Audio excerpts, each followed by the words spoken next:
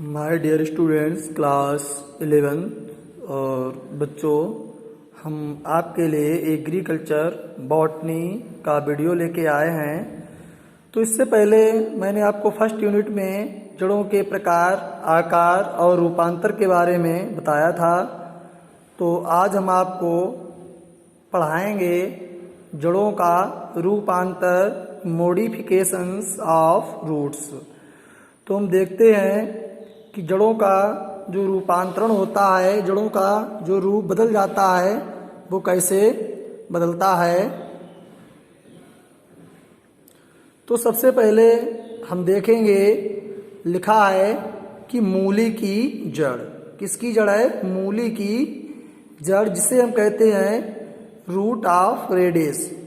तो root of reddish में सबसे पहले हम इसके लक्षण पढ़ेंगे, इसको पहचानेंगे कैसे कि इस जड़ में किस चीज़ का रूपांतर है और ये जड़ किस प्रकार की है। तो सबसे पहले जो नंबर 1 दिया है, ये मूसला जड़ का रूपांतर है। किसका रूपांतर है बच्चों? मूसला जड़ का। कि मैंने आपको बताया था कि जड़ें दो ही प्रकार की होती हैं। नंबर 1 मूसला जड़, जिसे हम टैप रूट कहते हैं, और नंबर दूसरा अपस्थानिक जड़ें। कौन सी जड़ें? अपस्थानिक जड़ें, जिन्हें हम एडवेंचियस रूट्स कहते हैं। तो जो भी आपकी आज जड़ों के बारे में बताएंगे, वो हम आपको मूसला जड़ों के बारे में पढ़ाएंगे। तो मूली की जो जड़ होती है, इसके जो लक्षण हम देख लेते हैं। ये मूसला जड़ का रूपांतर है। किसका रूपांतर है? मूसला जड़ का। नंबर 2 में देखेंगे कि भोजन संचय के कारण फूल गई। जो जड़ होती है, जड़ जो होती है मोटी हो जाती है या फूल जाती है। ऐसा बच्चों क्यों हो जाता है? आप जानते ही होंगे ऐसा क्यों हो जाता है कि जब जड़ जो होती है, इसमें भोजन संचय होने लगता है, भोजन का यहाँ पर कलेक्शन हो जाता है, ज़्यादा सा इकट्ठा हो जाता है, जिसके कारण वो जड़ जो होती है फूल जाती है। इसलिए यहाँ पर हम समझ लेते हैं कि जो इसकी जड़ फूली हुई होती है, वो किसके कारण होती है बच्चों? आज समझ गए होंगे, वो होती है भोजन के कारण। अब नंबर 3 पढ़ेंगे, इसका आकार बीज से फूला हुआ। इसका आकार कैसा होता है? बीज से कैसा होता है?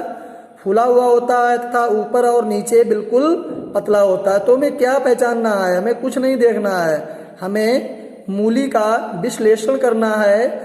मूली आपने देखी है, सबने खाई है, और सभी बच्चे मूली के बारे में जानते हैं। आमतौर पर सभी बच्चे जानते हैं। तो मूली में जो बीज का भाग होता है, वो फूला हुआ होता है तथा ऊपर और नीचे कैसी होती है? पतली होती है, और नीचे की ओर अधिक पतली होती है। तो इसका आकार आप समझ ही गए होंगे कि मूली का आकार कैसा होता है। मूली की विशेषता भी आपको मालूम हो गई। अब हम इसका जो रूप है, आकार है, उसके बारे में और बता देते हैं। तो माय डियर स्टूडेंट्स, इसका जो आकार होता है वो तर्क रूपी होता है। मूली को कैसी जड़ कहते हैं बच्चों? हम तर्क रूपी जड़ कहते हैं। मूली को कैसी जड़ कहते हैं? तर्क रूपी जड़ कहते हैं। तो आपके समझ में आ गया होगा कि मूसला जड़ का ही उदाहरण थी मूली, जो मैंने अभी आपको पढ़ाई है। अब दूसरा हम पढ़ेंगे शलजम की जड़ें, जिसे कहते हैं रूट ऑफ टर्निप। तो देखते हैं रूट ऑफ टर्निप में क्या दिया है। तो ये भी जो है मूसला जड़ का ही रूपांतर है। जो इसका रूप में अंतर होता है, जो परिवर्तन होता है, वो मूसला वाला ही इसमें भी देखने को हमें मिलता है। अच्छा, इसमें भी क्या होता है?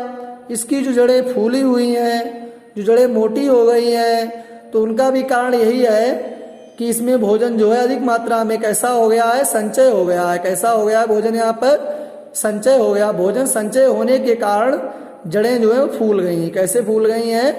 भोजन संचय होने के कारण। तो बच्चों, शलजम सभी ने देखा है और सबने शायद खाया भी होगा, और सभी बच्चे जानते भी हैं शलजम का जो आकार होता है वो किस प्रकार का होता है। तो बच्चों, हम उम्मीद करते हैं आपने सबको ठीक तरीके से मालूम ही होगा कि शलजम का आकार कैसा होता है। इसका जो आकार होता है वो गेंद की तरह होता है। कैसा आकार होता है? बिल्कुल बाल का साइज होता है। बाल जैसी गेंद होती है ना हमारी, वैसा ही हमारा क्या होता है, यहाँ पर हमें शलजम होता है। क्या होता है? शलजम।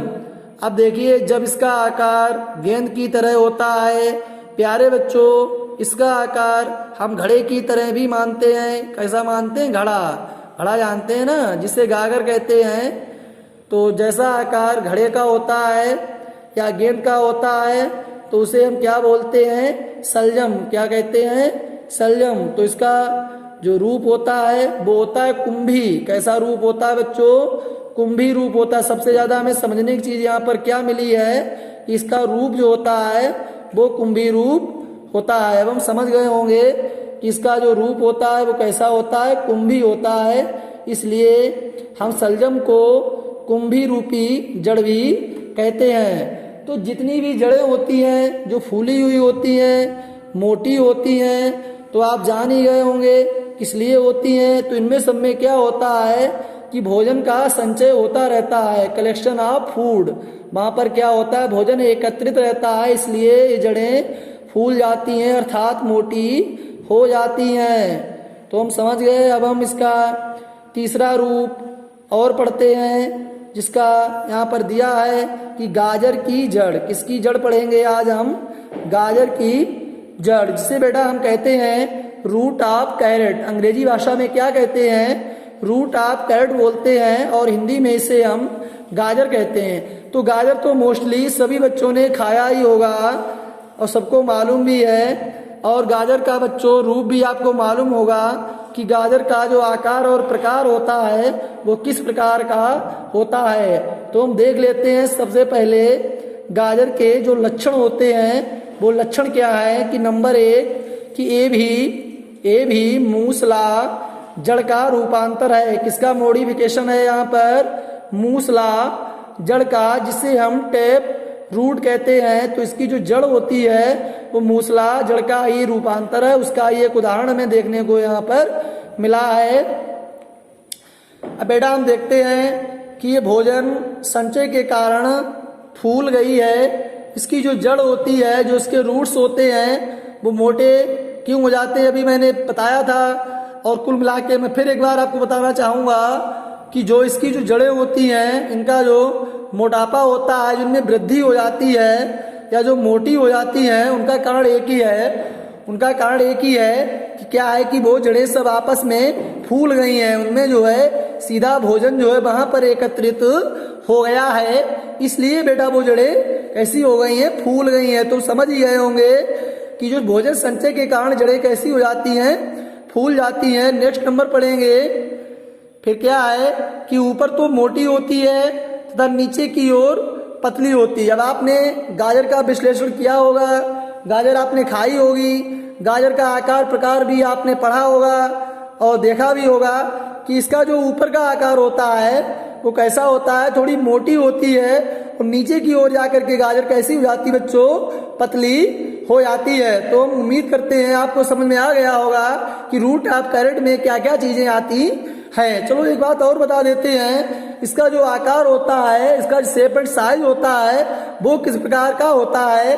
तो बच्चों जो गाजर का आकार होता है इसे हम शंक्वाकार कहते हैं। क्या कहते हैं? इसका जो रूप होता है वो कोनिकल, जिसे कहते हैं कोन टाइप, वो क्या होता है? शंक्वाकार होता है। तो गाजर का जो मूल जड़ होती है, गाजर का जो मुख्य रूप होता है वो शंक्वाकार आकार की गाजर होती है। तो आप समझ गए होंगे, पहचान गए होंगे आज कि जड़ों का रूपांतर, मॉडिफिकेशंस ऑफ रूट्स के बारे में जो मैंने आपको पढ़ाया है।